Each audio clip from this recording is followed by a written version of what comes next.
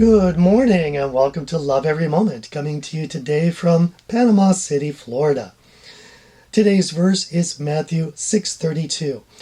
For the Gentiles eagerly seek all these things, for your heavenly Father knows that you need all these things. All these things. So what things? Well, it was talking about some of the necessities of life. In specific, it was talking about food, drink, and clothing. Before that, it was talking in general about the things of the earth as opposed to the things of heaven, that we should not put our treasure in the things of the world. So, when we look at this, it says, for the Gentiles. Don't get hung up on the word Gentiles. It's just the word ethos. So basically people, human beings. So human beings eagerly seek all of these things, but your Heavenly Father knows you had need of that. Let's look at the same verse in Luke that gives us just a little extra something. Luke 12:29.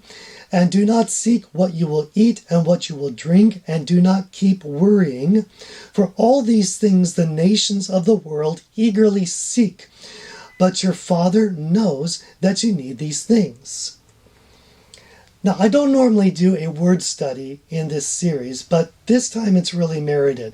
Both the Luke version and the Matthew version use a particular word that is translated eagerly seek. That word is epito. I hope I'm pronouncing that right. And it basically means eagerly seek or diligently wish or crave or demand or clamor for. It's basically somewhat like an obsession that we would use in today's vernacular. It's something that just consumes you. Your thoughts are constantly on that item. So that's what it's saying here, that the Gentiles are just constantly thinking about these things of the world. It's what's consuming them. So, as a sample, there's nothing wrong with eating food. But if you add epito, now you have gluttony, and that's a sin. There's nothing wrong with drinking wine. But if you add epito, now you have drunkenness, and that's a sin. There's nothing wrong with having money. You add epito, and now you have greed. So epito takes a normal, fine activity and makes it sinful because you're obsessing about this earthly activity. Just another sample. Nothing wrong with looking at women. You add epito, and now it's lust.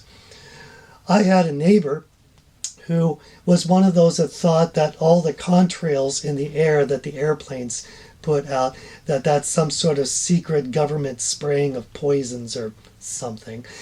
And she had all the bumper stickers and placards everywhere. And I'll tell you what, you could not talk to her about anything besides this. That's all she would talk about because it was her epito. It consumed her. She was just flat out convinced that not only was that true, but she had to tell everybody else it was like her mission on earth.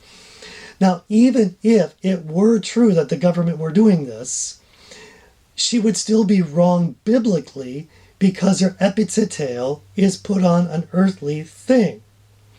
Now, this word epito is used in a positive way, and let's look at that example in Philippians 4:17. The context is Paul is thanking the church in Thessalonica for a gift of money that they had just given to his ministry. And he says in this verse, not that I seek the gift itself, but I seek for the profit which increases to your account.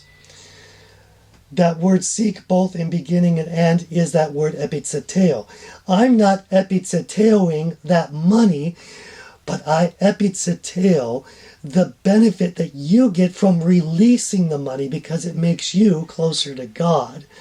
So this is the whole thing. If we're going to epito and utterly obsess and desire something, let's let it be the stuff of heaven. Let's epito Jesus. Because if we love every moment, we're going to love every moment. I'm your average wretch, and I hope you have a great week.